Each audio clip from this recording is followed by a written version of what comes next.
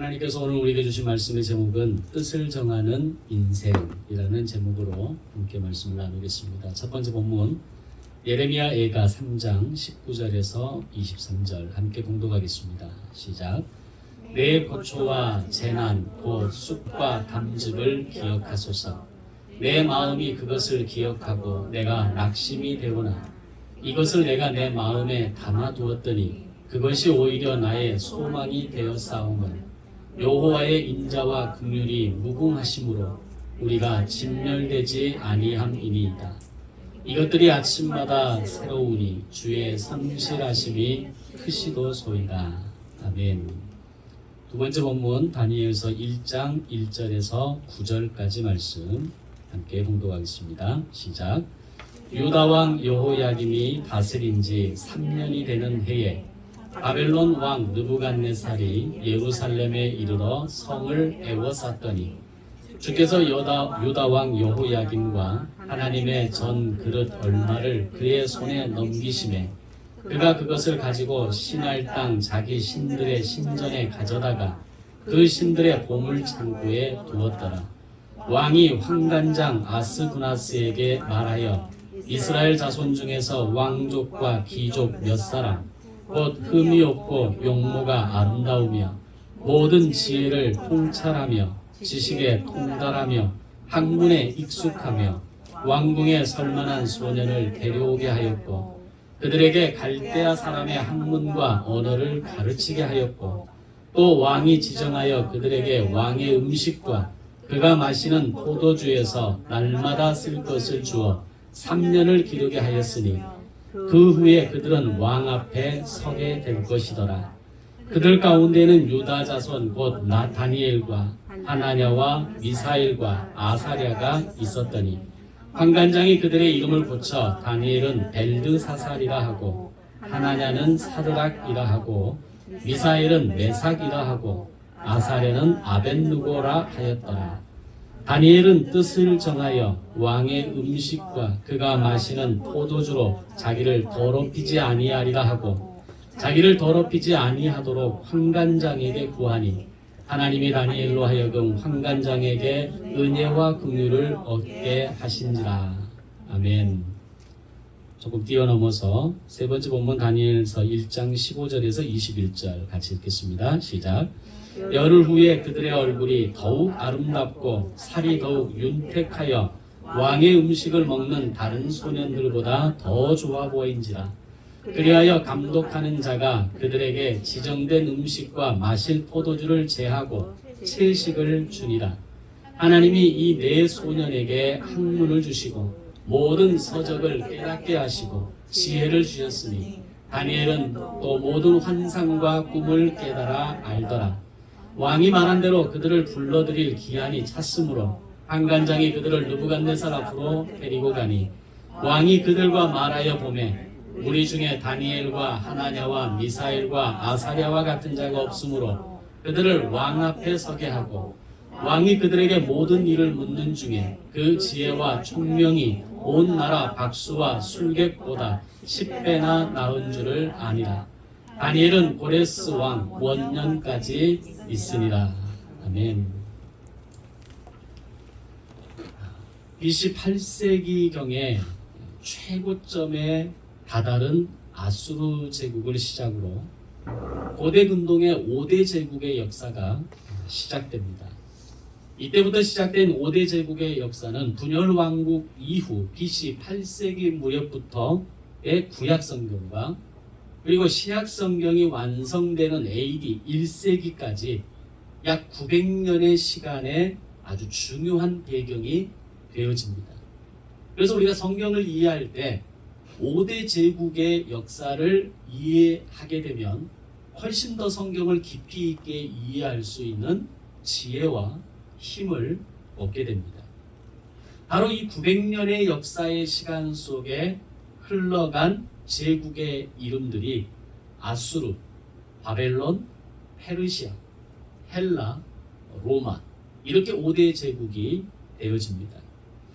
이들은 모두 제국주의라고 하는 하나의 어떤 정치적인 목적, 국제적인 목적을 가지고 있었고 그들은 하나같이 다른 나라들을 정복하고 식민지화하는 과정을 통해서 그들을 노예로 삼는 방법을 택하게 됩니다.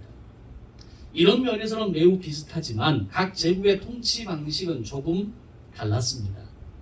첫 번째 제국 아수르는 정복 전쟁을 펼칠 때마다 이 나라의 지도자와 일부 백성들을 다른 나라로, 그리고 다른 나라의 지도자와 일부 백성들을 다시 이 나라로 보내면서 소위 민족 말살 정책을 펼치고 혼혈 민족으로 만들어버리게 됩니다.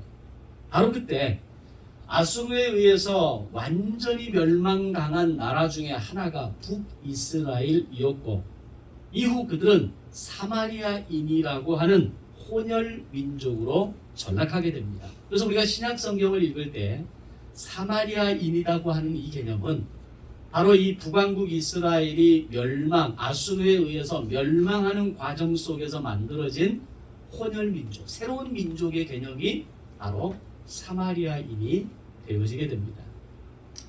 두 번째 제국 바벨론은 아수르를 정복하고 새로운 제국으로 등장하면서 강력한 중앙집권화 정책을 펼치게 됩니다. 이를 위해서 각 식민지의 나라에서 0.1%에 해당하는 최고의 영재들을 가장 먼저 포로로 끌고 가게 됩니다. 그리고 이어서 쓸만한 일꾼들과 기술자들을 포로로 끌고 가는 정책을 펼치게 됩니다. 그 결과로 바벨론을 중심으로 한 도시 문화는 아주 굉장히 발달하고 강력한 중앙 집권화를 이뤄내지만 그들이 정복한 식민지는 사람이 없습니다. 황폐할 대로 황폐해지고 개발할 수 있는 사람, 기술자도 없고 쓸만한 사람이 없는 그런 도시는 과거의 화려함은 다 사라져버리고 황폐한 도시가 되어져 버리게 되죠.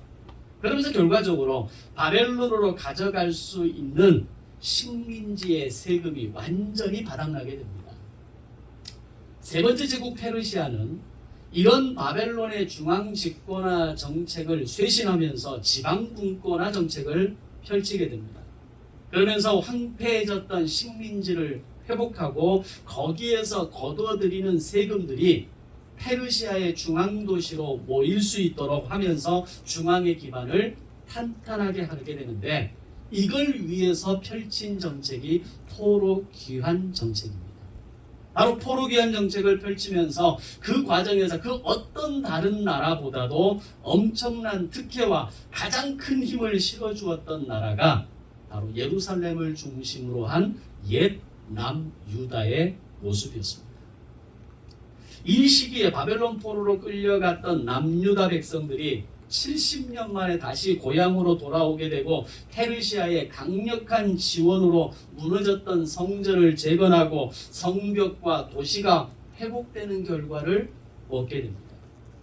겉으로 보일 때는 페르시아가 예루살렘을 돕고 남유다를 도와서 성전이 재건되고 회복되는 데에 엄청난 일조를 한 것처럼 보이지만, 실제로 그렇지만 그 속에는 바로 이 지방분권화 정책을 통해서, 또 들어본 단어이실지는 모르겠는데 레반트 정책을 통해서 잃어버렸던 중동에, 또는 그 이스라엘을 중심으로 한 요르단 지역의, 이스라엘 지역의, 가나안 지역의 부흥과 성장을 꾀했다는 겁니다. 목적은 하나입니다. 페르시아 도시국가를 더욱더 강력한 힘을 가진 국가로 만들기 위해서. 근데 그것은 단지 도시와 경제의 회복이 되는 것만이 아닌 페르시아 제국의 도움으로 결과적으로는 제사장 나라가 리셋업되는, 다시 재건되어지는 성과를 동시에 가지게 됩니다. 그래서 페르시아 제국은 오늘 자신들의 이익을 추구하면서도 동시에 이스라엘을 돕는, 옛 예루살렘 성전의 그 모습을 회복할 수 있도록 돕는 아주 중요한 역할을 하게 되어집니다. 오늘은 그 제국의 흐름 가운데 첫 번째 아수르에 의해 이어서 두 번째 바벨론 제국이 세워졌을 때에 있었던 한 사건을 통해서 하나님께서 오늘 우리에게 무엇을 말씀하시고자 하는가에 대해서 함께 찾고 배우는 시간을 가져보고자 합니다. 자, 앞에서 말씀드린 것처럼 바벨론이 가진 제국의 정책은 강력한 중앙집권화 정책을 통해서 그들이 정복하고 다스리는 식민지 나라 가운데 0.1%의 월등한 청소년들을 바벨론으로 끌고 가서 바벨론 최고 교육 과정을 통해서 그들을 완전히 개조시켜서 소위 바벨론화 시켜서 제국의 통치 정책에 활용하는 방법을 택하게 됩니다.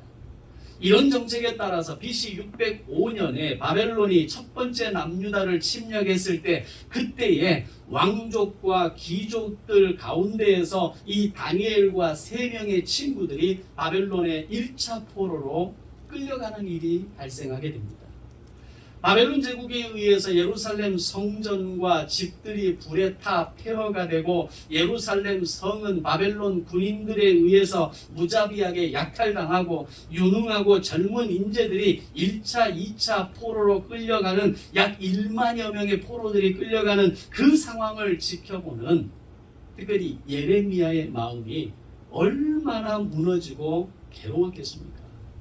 성은 불타고 군인들의 발에 짓밟히고 수많은 사람들이 학살당하고 젊은이들이 끌려가는 그 모습이 예레미야에게 있어서는 피눈물 나는 현장이 되어지는 겁니다. 그때 예레미야는 밤새 울고 또 울며 괴로워하면서 간이 땅에 쏟아지는 듯한 고통을 느끼며 부른 것이 예레미야 애가입니다. 그 마음을 담고 있는 본문이 바로 오늘 첫 번째 본문의 내용입니다.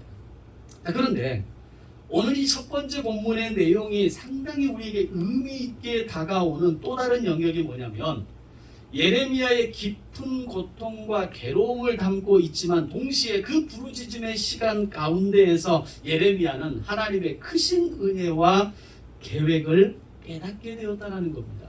무슨 말이냐면 비록 성이 불타고 성전이 무너져 내리고 청소년들과 유능한 인재들이 바벨론 포로가 되어 차례로 끌려가지만 그가 부르짖는 그 부르짖음과 눈물과 고통의 부르짖음 가운데에서 바로 지금 그들이 끌려가는 그 모습을 바라보면서 바로 그들 가운데 담겨있는 하나님의 큰 그림을 발견하게 되더라는 겁니다. 그것은 바로 소망, 희망이라고 하는 큰 그림이었습니다.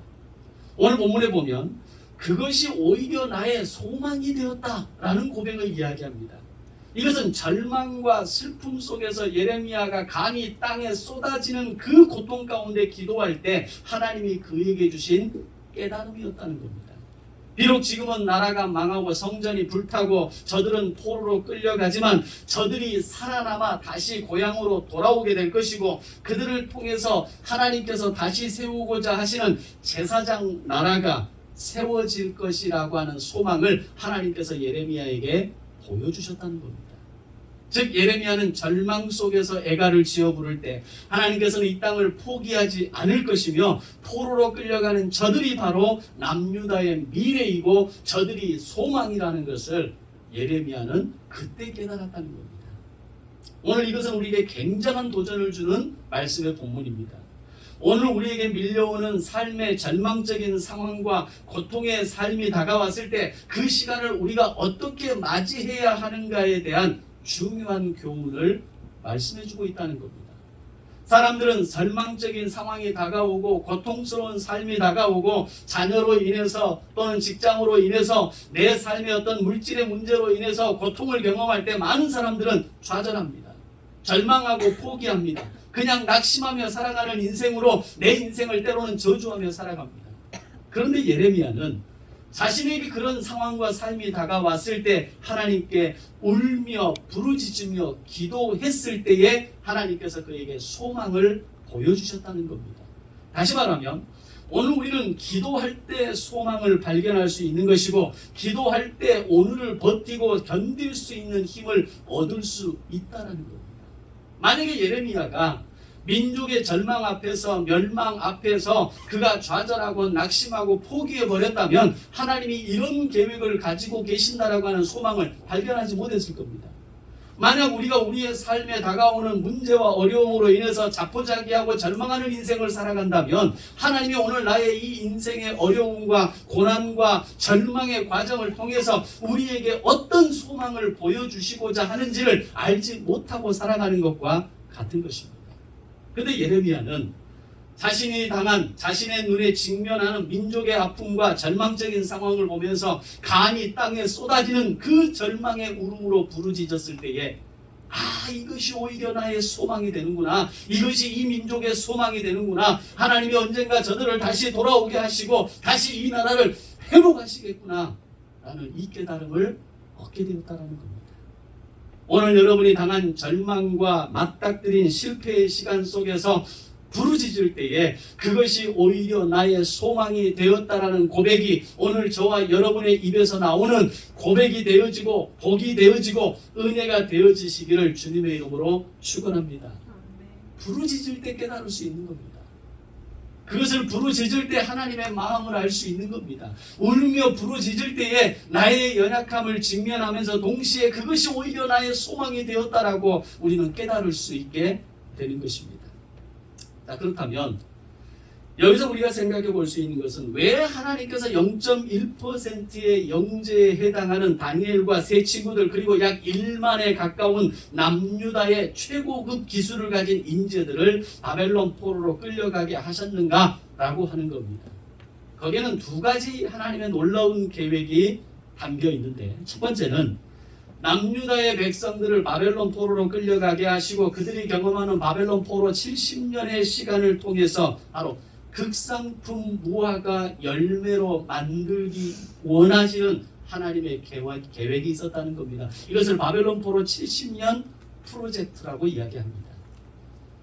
남유다에서도 그 일을 할 수 있지만 이미 남유다는 우상으로 물들어 있었고 더 이상 하나님을 제대로 섬기지 않는 제사장 나라가 파괴되어져 버린 이제는 멸망할 수밖에 없는 지경에까지 이르게 되었다는 겁니다.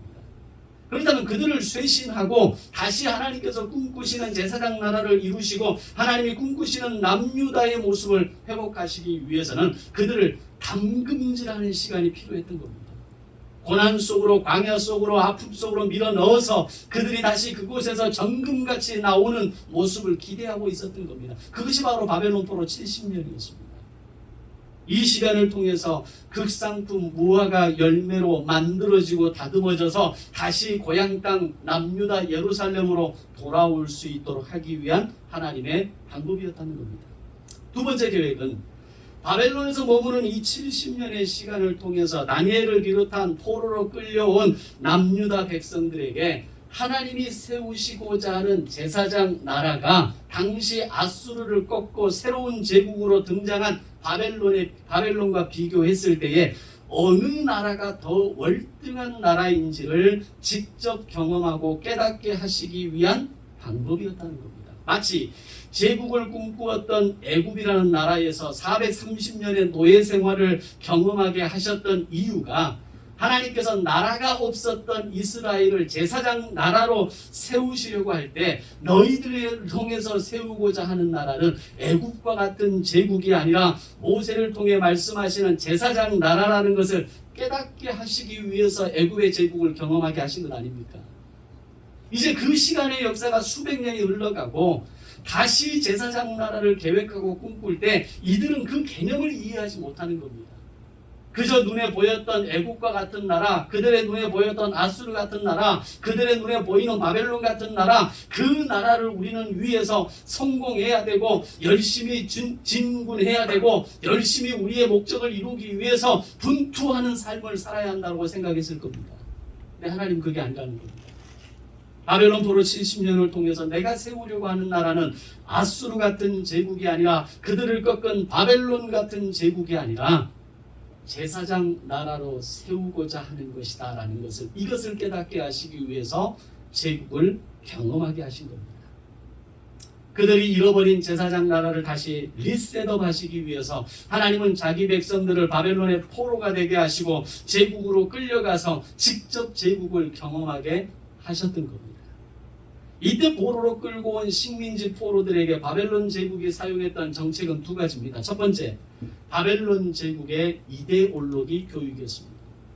과거 우리가 일제 식민지 하에 있을 때에 일본이 우리들의 의식을 바꾸고 문화를 바꾸고 우리의 정신 세계를 말살하기 위해서 수많은 정책들을 펼치지 않습니까? 마찬가지로 바벨론이 남유다를 포함한 수많은 식민지의 영재들을 끌고 와서 그들에게 했던 첫 번째 목적은 뭐냐면 바벨론화시켜 바벨론의 이데올로기 교육으로 그들을 바벨론의 인재로 만들려고 했던 겁니다. 그래서 각 나라에서 선발한 상위 0.1%의 영재들을 한자리에 모아놓고 3년의 최고 CEO 과정을 벌이게 됩니다. 그래서 더욱 탁월한 존재로 만들고 그들을 뼛속까지 바벨론화 시키려 하는 것이 바로 이 이데올로기 교육의 목적이었습니다. 두 번째 정책은 그 다음으로 끌려온 우수한 인재들을 바벨론 제국을 건설하기 위한 강제 노동에 투입시킵니다. 그 결과물이 바벨론 제국을 둘러싸고 있는 성 둘레의 길이가 93km입니다. 여기서부터 목포 가는 거리, 순천 가는 거리, 그 정도의 거리가 바벨론 도시를 둘러싸고 있는 제국의 성벽이었다는 겁니다. 이걸 그냥 하찮은 사람들이, 기술 없는 사람들이, 대충 어디 담벼락 쌓는 사람들이 할 수 있겠습니까? 각 나라의 우수한 인재와 기술자들을 불러들여서 그들을 포로로 끌고 와서 그들에게 그 일을 만들었던 겁니다. 그리고 이 일을 가능하게 하기 위해서 더 많은 포로들을 끌고 와서 실제적인 바벨론 도시, 바벨론 제국, 바벨론의 그 화려한 무너지지 않는 성을 그들은 만들어 냈던 겁니다. 그렇게 끌려온 남유다의 포로들은 바벨론의 그발강변에 강제 수용됩니다. 그발강변에 둘러앉아서 그들은 그 그발강변에 앉아서 극심한 노력과 고통의 시간을 보내면서 그 그발강변에 앉아 예루살렘을 바라보며 옛 자신들의 수도 남유다를 바라보면서 눈물을 흘리며 비통해하고 자신들의 이 아픔의 이 고통의 결과 이유가 바로 하나님께서 우리를 징계하시고 우리를 회복하셔서 다시 남유다로 돌아가시게 하기 위한 하나님의 방법이라는 것을 에스겔 같은 선지자를 통해서 훈련받게 되어집니다. 자, 그러면 여기서 우리가 눈여겨봐야 할 부분은 이 바로 1차 포로에 끌려왔던 0.1%의 영재들에 대한 부분입니다. 자, 바벨론은 각 식민지에서 최고의 영재들을 뽑아서 바벨론으로 데려오는데 이는 모두 바벨론 제국의 미래를 탄탄하게 하기 위한 목적이었습니다. 그런데 바벨론이 0.1%의 영재들을 뽑은 선발 기준을 보면 주목해 볼 만합니다. 그 내용이 오늘 두 번째 본문의 말씀입니다. 본문 4절 5절 말씀을 보면 그들은 흠이 없고 용모가 아름다우며 모든 지혜를 통찰하며 지식에 통달하며 학문에 익숙하며 왕궁에 설만한 소년들이었다라고 기록합니다. 자, 한번 생각해 보십시오. 과연 10대의 어린 청소년들이 이런 자격을 갖춘다는 게 가능한 겁니까? 이런 자격을 갖춘다는 건 도대체 뭘 의미하는 겁니까? 물론 외모가 특별한 것은 충분히 그럴 수 있습니다. 타고난 DNA가 좋으면 키가 클 수도 있고 얼굴도 탁월할 수 있고 외모도 탁월할 수 있는 겁니다. 그런데 10대의 청소년들이 지혜를 깨닫고 지식에 통달하고 학문에 익숙한 사람이 되었다라고 하는 것은 절대로 저절로 되어지는 것이 아니라는 겁니다. 그런데 바벨론은 그런 인재들을, 특별히 예루살렘 남유다에 있는 이 특별한 인재들을 뽑아내게 되는데 그들이 다니엘과 세 친구들이었다라는 겁니다. 다음 좀 더 유추해 보면 실제로 이들이 태어난 시기는 어떤 시기입니까? 아수르 제국의 침략이 진행되는 극도의 혼란기에 이들은 태어납니다. 국제정세는 아수르에서 바벨론으로 넘어가는 대전환기였습니다. 결국 바벨론의 침략으로 첫 번째 포로로 끌려가게 되는데 이때 이들의 나이가 10대 중후반입니다. 과연 그런 시기에 그들이 이런 자격과 자질을 갖췄다는 것은 무엇을 의미하는 것이고 이것이 어떻게 가능할 수 있겠는가라고 하는 것이 우리의 굉장한 궁금증이 되어져야 합니다. 단지 바벨론 포로로 끌려갔고 70년 후에 바벨론 포로에서 돌아와서 귀환했다라고 하는 이런 사실이만이 우리에게 중요한 것이 아니라 어떻게 이게 가능한 것이냐라는 겁니다. 수호를 키우면서 어떻게 이런 일이 가능할 수 있는가를 고민해야 됩니다. 아직 결혼 안 한 이 싱글들은 다음에 내가 자녀를 낳아 기를 때에 어떻게 하면 이런 자녀를 만들 수 있는가에 대한 질문과 궁금증과 그런 어떤 도전이 있어야 합니다. 불가능한 얘기 아닙니까? 어떻게 16, 17, 18살의 나이에 학문에 통달하고 지식에 통달하고 듣는 지식마다 깨달을 수 있는 이런 놀라운 능력들을 갖출 수 있는 이유, 만약 그게 내 아들에게서 내 딸에게서 내 자녀에게서 일어난다면 이건 놀라운 겁니다. 바벨론 포로로 끌려갔다는 그것은 가슴 아픈 거지만 조금 더 미화한다면 보편한 거 아닙니까? 이건 굉장한 겁니다. 그 이유가 뭔지를 알아야 합니다. 그것은 한 가지로밖에 설명할 수 없습니다. 바로 제사장 나라 교육의 결과였습니다. 비록 나라의 전반적인 분위기는 우상 숭배에 빠져서 호우적대고 있었고 그 결과 전쟁의 위기 속에 놓인 것이 남유다의 실체입니다. 그러나 남유다의 백성들 가운데 그런 열악한 환경 가운데에서도 아주 극소수의 부모들이 자기의 자녀들을 제사장 나라의 거룩한 백성으로 세우기 위해 그들을 훈련하고 가르치고 세우는 패밀리 스쿨이 존재했다는 겁니다. 하나님의 말씀을 그들에게 들려주고 그 말씀의 능력을 통해서 지혜를 키우고 하나님이 보여주시는 그 비전과 소망과 하나님의 마음을 들을 수 있는 그 마음을 길러내는 아이들이 있었다는 겁니다. 그렇게 만들어진 이들이 바로 다니엘과 세 친구들이었죠. 극소수의 패밀리 스쿨을 통해서 0.1%의 영재들이 만들어질 수 있었고 그들은 바벨론 침략과 나라의 멸망과 포로로 끌려가는 가장 먼저 포로로 끌려가는 불행한 존재가 되지만 반대로 예레미야는 그들의 모습을 바라보면서 절망 속에서 발견하는 그들이 오히려 나의 소망이 되었다라고 고백할 수 있는 실체가 되었다는 겁니다. 우리가 소망을 품을 수 있고 어려운 가운데에서도 희망을 품을 수 있고 괴로운 가운데에서도 다시 내일을 바라볼 수 있을 때가 언제입니까? 실체를 볼 수 있을 때입니다. 미래를 꿈꿀 수 있는 실체. 그래서 우리가 다시 회복되겠구나. 그래서 내가 다시 일어날 수 있겠구나. 그래서 내가 한번 해볼 수 있겠구나 라고 하는 그 어떤 근거가 있어야 한다는 겁니다. 예레미야가 그것이 오히려 나의 소망이 되었다라고 고백할 수 있는 실체는 바로 이 다니엘과 세 친구들의 모습을 바라보면서 그들이 미래이고 그들이 소망이고 그들을 보니까 하나님께서 다시 이들을 돌아오게 하셔서 이 남유다의 옛 영광을 회복하고 예루살렘 성전의 영광을 회복하게 될 것이라고 하는 꿈을 꿀 수 있었다는 겁니다. 자, 그렇다면 그들이 패밀리 스쿨의 결과라는 것을 어떻게 알 수 있느냐라는 겁니다. 제가 지금 억지로 깨어 맞추기 식으로 그래서 그런 겁니다 라고 말하면 여기서 아멘 할 수도 있는 사람이 있을 수 있지만 그걸 어떻게 알 수 있습니까? 그게 패밀리 스쿨의 결과이고 하나님의 말씀의 교육의 결과이고 그 말씀의 능력의 결과라는 것을 어떻게 증명할 수 있습니까? 라고 물어볼 수 있겠죠. 바로 그 이후에 나오는 사건, 어떤 사건을 통해서 알 수 있습니다. 바벨론 영재 프로젝트를 통해서 그들을 가장 먼저 바벨론으로 데려갔을 때 그들을 어떻게 교육시키고 훈련시키려 했습니까? 오늘 두 번째 본문 4절 5절 말씀에 보면 그들에게 갈대아 사람의 학문과 언어를 가르쳤다라고 이야기합니다. 이게 바벨론화 교육입니다. 갈대아인은 바벨론인을 의미하는 상징어입니다. 그러면서 동시에 왕의 음식과 왕이 마시는 포도주를 날마다 주어 3년 최고 CEO 과정을 밟게 했다는 겁니다. 이것은 바벨론 최고 교육 과정을 통해서 자기들의 사람으로 완전히 개조시켜서 그들의 언어, 그들의 문화, 그들의 학문, 그들의 음식, 그들의 관습, 그들의 인생을 살아왔던 모든 것들을 바벨론인으로 개조시켜버리는 노력이었습니다. 근데 바로 이런 상황에서 다니엘과 세 친구가 뜻을 정하게 되는데 오늘 두 번째 보면 8절 9절 말씀을 보면 바벨론 제국이 제공하는 왕실의 음식과 포도주를 거절했다는 겁니다. 왜 거절했을까요? 1번 평소에 먹지 않던 음식이어서 2번 그걸 먹으면 몸에 알레르기가 나서 3번 그것을 먹으면 그런 이유였을까요? 아니라는 겁니다. 생각해 보세요. 왕이 먹는 왕실의 음식과 포도주를 제공했다고 할 때 그 포도주가 얼마짜리였을까요? 그 음식이 어떤 음식이었을까요?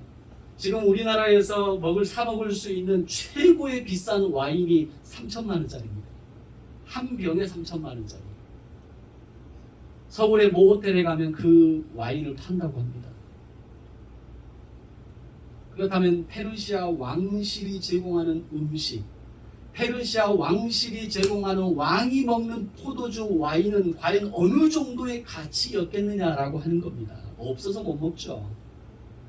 우리가 소위 해외여행을 가거나 우리나라에서 어디 이름 있는 좋은 데 여행을 가면 반드시 찾아가는 곳이 어디입니까? 먹거리 아닙니까? 맛집 아닙니까? 요즘 워낙 젊은 친구들이 맛집 투어, 카페 투어 이런 것들이 워낙 익숙해져 있으니까 이게 뭐 아주 먼 이야기가 아닙니다. 바벨론 왕실이 제공하는 음식, 바벨론 왕실이 제공하는 와인, 포도주는 최고의 음식과 음료였을 겁니다.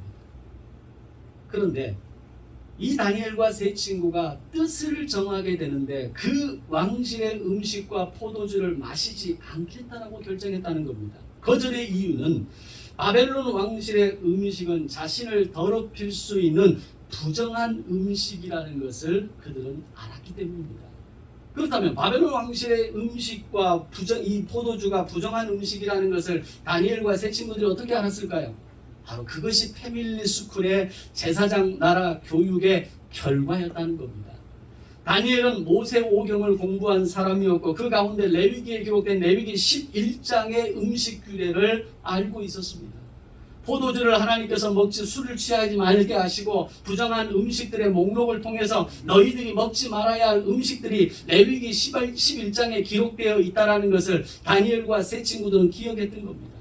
그 기준으로 볼 때 바벨론 왕실의 음식이 아무리 진귀한 음식이고 바벨론 왕실의 포도주가 세상에서 가장 비싼 와인이라 할지라도 그것을 내가 먹지 않겠노라고, 그것은 부정한 음식이기에 나를 더럽힐 수 있다라고 하는 것을 알았기에 그들은 뜻을 정했고 그것을 거부해버린 겁니다. 사실 왕이 내린 음식을 거절한다는 건 단순한 의미가 아닙니다.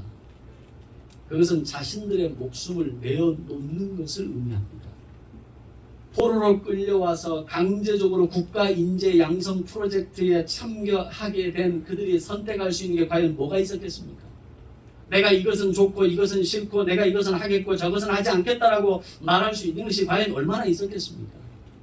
근데 오히려 다니엘과 세 친구들은 기꺼이 자신들의 목숨을 내어놓으면서 부정한 음식을 거절했고 제사장 나라 거룩한 백성으로서의 자존심을 지키려 했던 겁니다.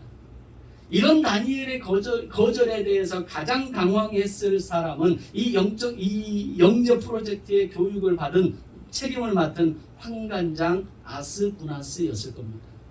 그런 환관장에게 다니엘은 다시 한번 굉장한 제안을 합니다.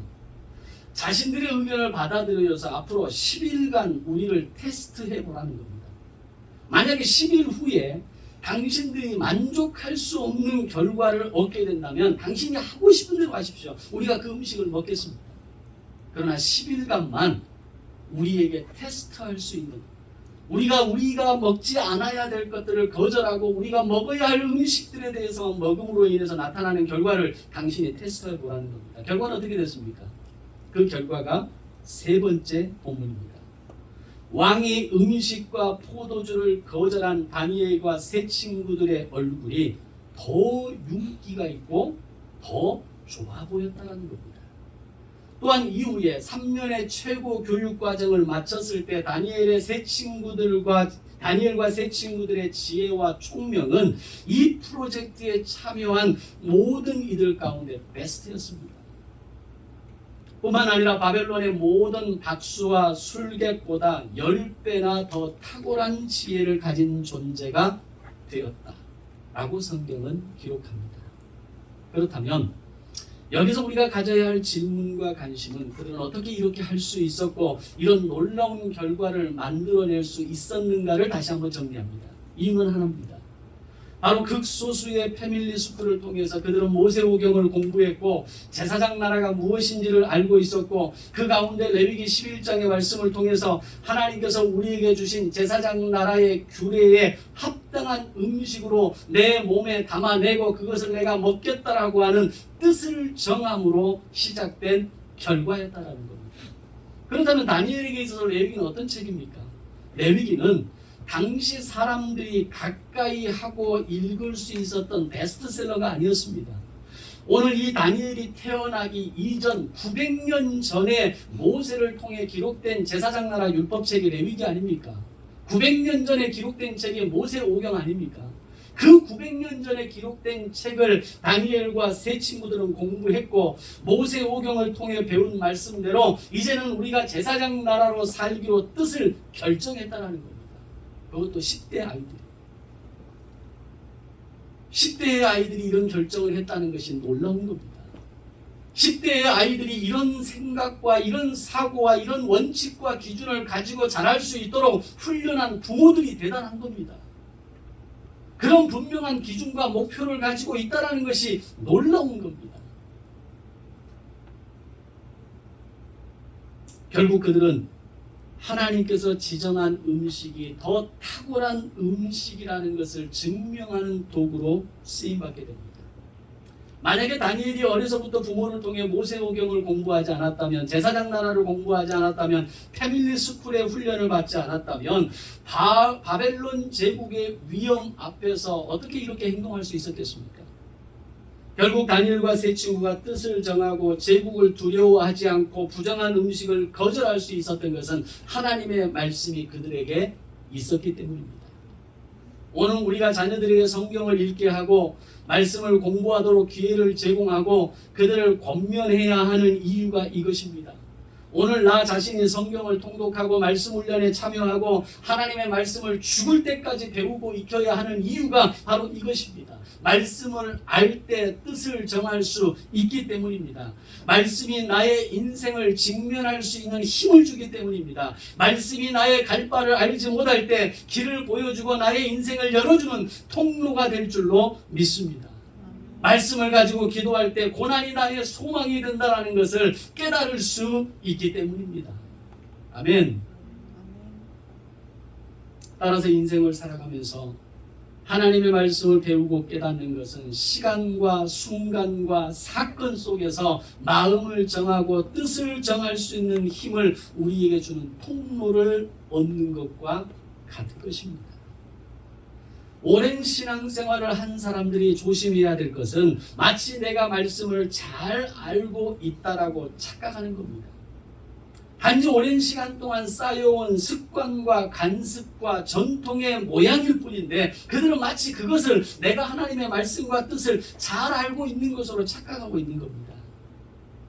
그러나 말씀을 공부하고 성경을 통독하고 말씀의 능력을 깨달아가게 되면 인생의 위기와 어려움 앞에서 내가 어떻게 살아야 하는지, 뭔가를 선택해야 하는 상황에서 어떻게 뜻을 결정해야 되는지, 내 인생의 마음이 괴롭고 어려움이 다가올 때 어떻게 그 인생의 어려움을 이겨내야 하는지를 알게 되는 것은 습관과 관습과 전통의 모양에 의해서 오는 것이 아니라 말씀의 능력에서 오는 것이라는 것을 알아야 합니다. 경건의 모양이 우리를 살리는 것이 아니라 내 안에 담겨있는 신앙의 습관이 나의 인생을 살리는 것이 아니라 순간순간 나에게 깨닫게 하시고 내 가슴에 담아두게 하시는 그 하나님의 말씀이 뜻을 정하게 할 때 우리는 사는 인생이 될 것입니다. 하나님은 이렇게 뜻을 정하고 제사장 나라의 삶에 걸맞는 삶을 살아낸 다니엘에게, 세 친구들에게 큰 은혜를 주십니다. 본문 17절에 보면 하나님이 네 소년에게 학문을 주시고 모든 서적을 깨닫게 하시고 지혜를 주셨으니 다니엘은 모든 환상과 꿈을 깨달아 알게 되었더라. 이때 다니엘과 세 친구의 나이는 아마 20대 초중반의 무렵이었을 겁니다. 10대도 놀라운데 20대의 그 어린 나이에 학문을 통달하고 서적을 깨달을 수 있고 하나님이 주시는 지혜를 담아내고 심지어 다니엘은 하나님이 보여주시는 환상과 꿈을 깨달아 알 수 있는 능력까지 지니게 되었다는 겁니다. 이게 하나님의 은혜입니다. 이게 하나님이 내게 주시는 복이라는 것을 알아야 합니다. 하나님의 말씀이 들리는 것이 은혜입니다.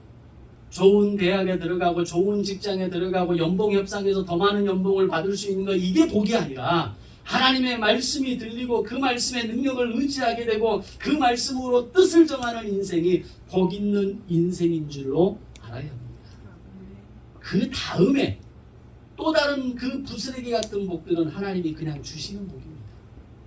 채워주시는 은혜이고 우리에게 부어주시는 은혜의 복의 영역일 뿐이라는 겁니다.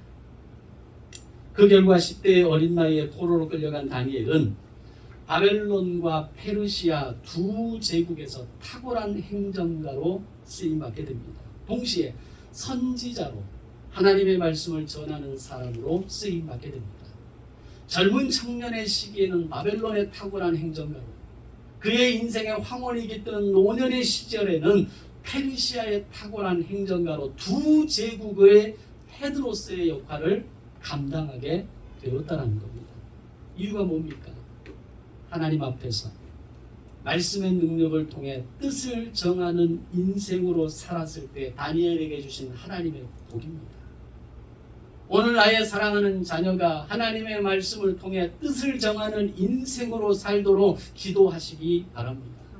수호가 그런 자녀가 될 수 있도록 엄마는 더욱더 기도해야 하고, 오늘 나의 앞으로 태어날 나의 자녀들, 내가 이룰 나의 가정의 내 자녀와 자손들이 그렇게 하나님의 말씀으로 뜻을 정함으로 하나님이 허락하시는 복을 받는 인생이 될 수 있도록 오늘 싱글들은 기도하시기 바랍니다.